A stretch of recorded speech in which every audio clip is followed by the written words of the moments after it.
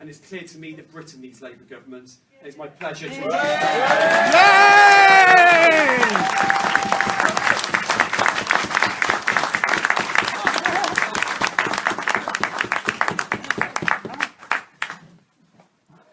essential tool of all politics.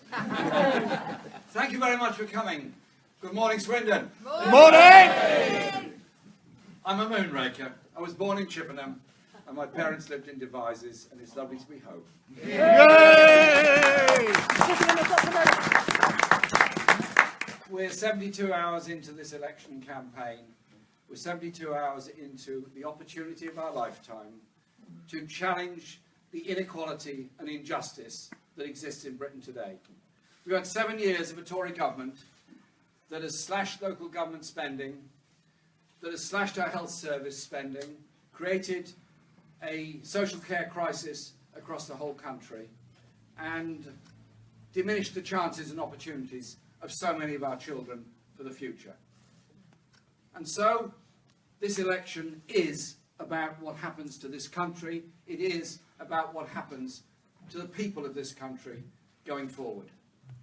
Are we going to accept the idea that the biggest corporations and the richest people bear the least burden and make the most profit and become the richest? Or are we as a country and we as a party going to put a message out there that it doesn't have to be like this? Yes! Yes! Yes! That is what our party was created for. That is why we have over 500,000 members. And you know what? Within a few hours of Theresa May announcing that she was wanting to call a general election, 2,500 people joined the Labour Party. And there are more joining every minute because they want to be part of this campaign. They want to be part of a campaign that will take that message out to every doorstep in every city, every village, every town, every part of this country, every single part of this country, what we can achieve and do together. Our manifesto will be put together and will be introduced shortly. But in the past couple of weeks, we've made a number of what I consider to be very important policy announcements. There are 1 million people in Britain working on 0 hours contracts, which means they wait for the text message every morning to find out if they're needed for work or not. Or they show up and are told they're not needed that day and they go home.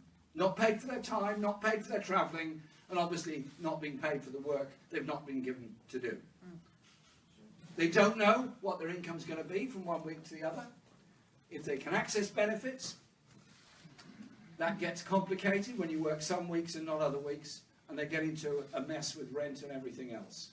Why do we allow this form of employment in this country? A Labour government would end 0 hours contracts. Yes! Yes!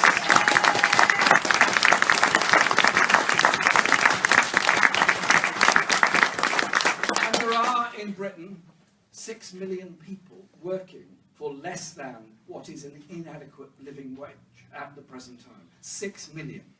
Get that figure. I want people to be paid properly.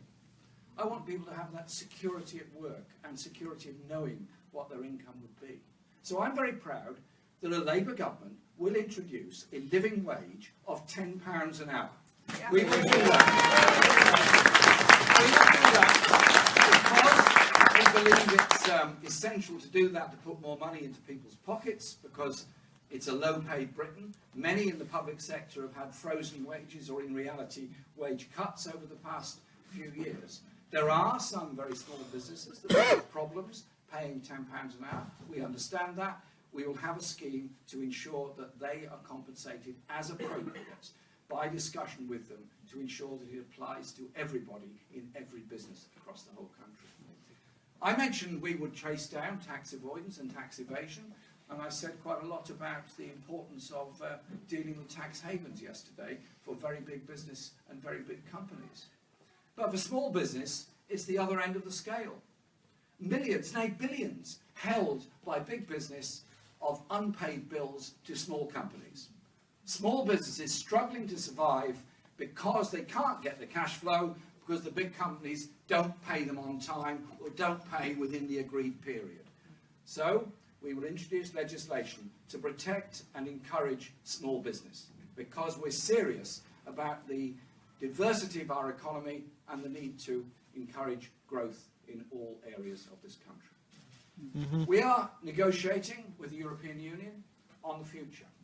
We are utterly determined to make sure that we protect the working time directives and the maternity and paternity leave that's been achieved through membership of the European Union. And we're utterly determined to ensure there is tariff-free access to the European market in the future.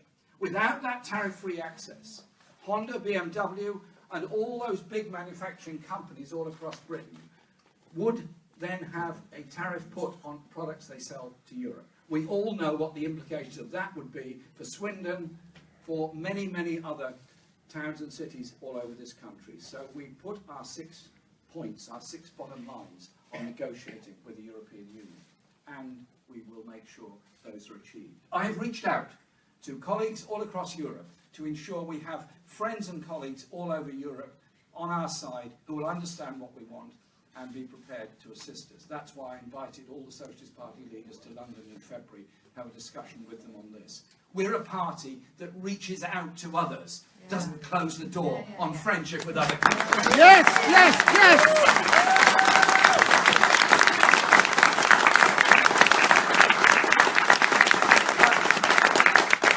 This election is about justice in Britain.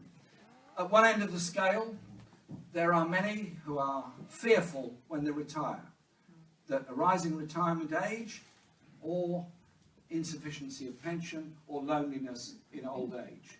All these things have to be challenged. So we will guarantee the triple lock on the state pension. We will guarantee it while the Tory government is fiddling around to work out ways of not keeping the triple lock.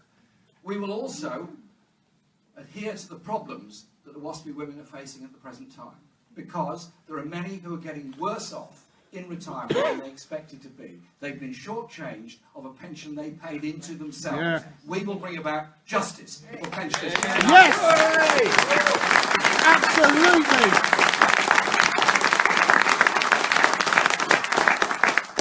And for our children, because elections are about social justice, but they're also about the future.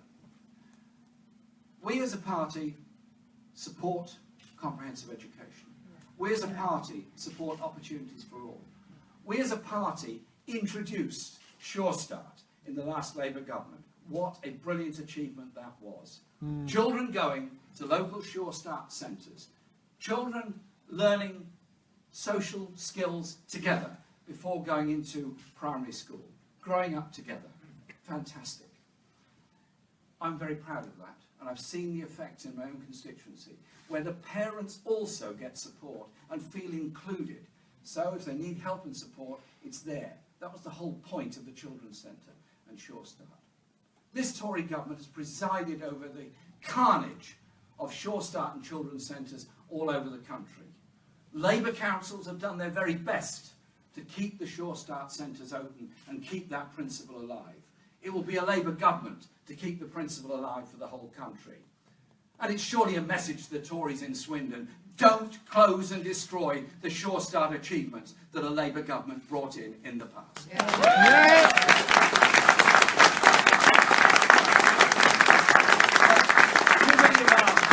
many of our children are growing up in poverty. Too many of our children go to school hungry. Too many of our children underachieve in school because of poor housing conditions at home, because of poverty, and because they're unable to concentrate.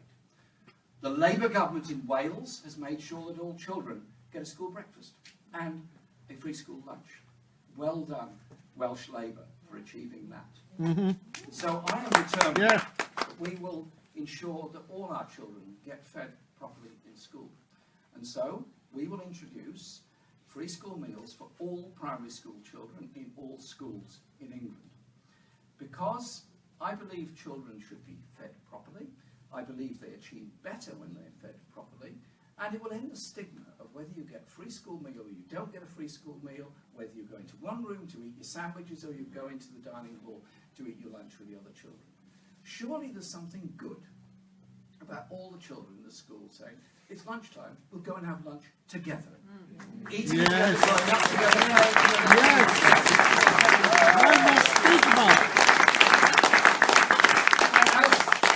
As parents taking their children back to school for the summer term, sometimes this week, sometimes next week, it's a nice occasion. You take the child to school and you see them off at the gate and you wave goodbye to them and pick them up later in the day.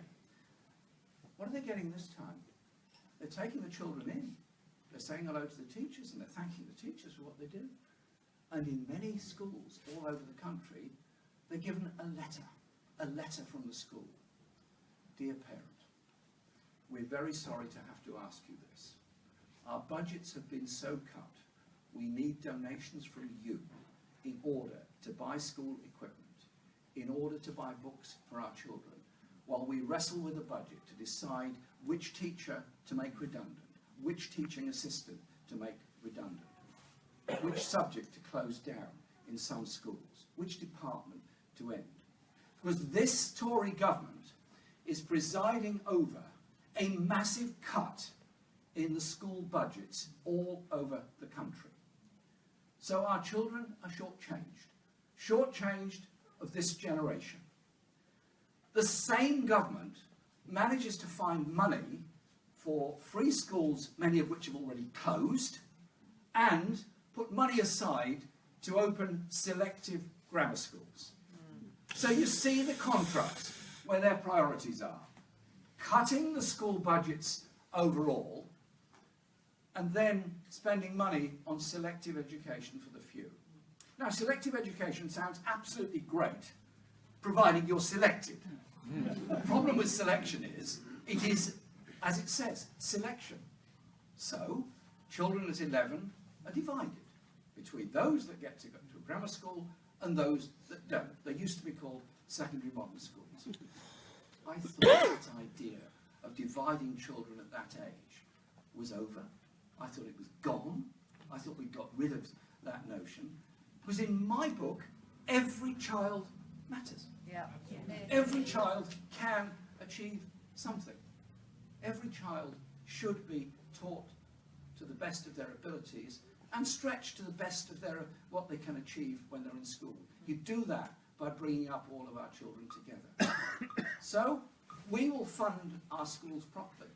We won't put the priority into grammar schools and selectivity. We will put the priority into all children in all of our schools, so that they do grow up together. The news that's coming out today is that the class sizes are rising all over the country. 500,000 children in England, 500,000 children, 500,000 children, are now being taught in supersized classes of over 36. It's pretty obvious to me that if you're in a class of 36, you're not going to get a great deal of attention from the teacher compared to if you're in a smaller class of 30 or under. Another 300,000 are in classes between 31 and 36. And it's getting worse and will continue to get worse. It's got to stop. So this election campaign is about our priorities. It is about how we organise and support education.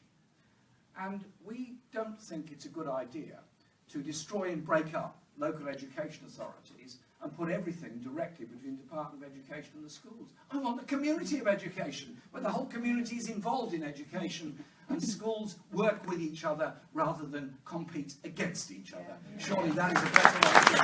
Yes.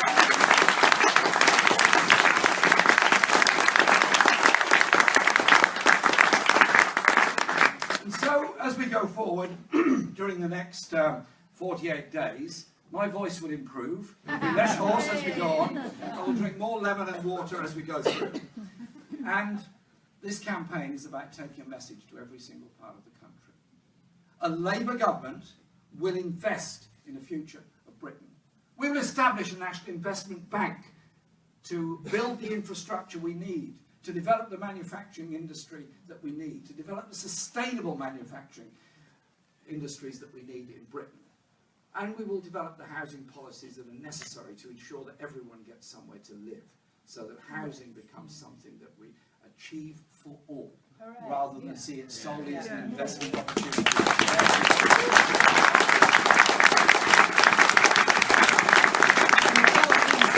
We've already set out help to achieve that.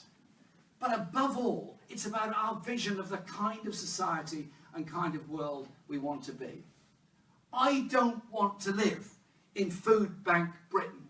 I don't want to live in a society where so many of our children are hungry and ill-fed that they have to go to a lunch club during school holidays in order to get something to eat. Poverty is not inevitable. Poverty is a waste of all of us, opportunities for all of us, and a tragedy for the individuals concerned. So our strategy is about economic development. Our strategy is about social justice all across Britain. Our strategy is about the kind of society we want to live in. I've watched this Tory government over the past 7 years, slashing services, slashing disability benefits, being contemptuous of the poor and the needy. I've watched this Tory government and its whole attitudes towards personal independence payments, towards the disabled, towards whole groups of people within our society. I've seen the crisis in the mental health services and in the NHS. It requires a Labour government, a Labour government to invest, a Labour government to ensure social justice in Britain, a Labour government to give us the jobs for the future. It's not going to be easy to achieve, but we've got until June the 8th to knock on every single door, to give me a voice, that will be able to achieve something for the whole country. A voice that a Labour government, with a Labour majority in Parliament, will challenge injustice, challenge inequality, and provide opportunities for all. That's what the Labour Party was founded for. That's why we have such a large membership. That's why we're so enthusiastic about this chance we've got. What I say to you here in Swindon is, let's win it back. Let's get We'll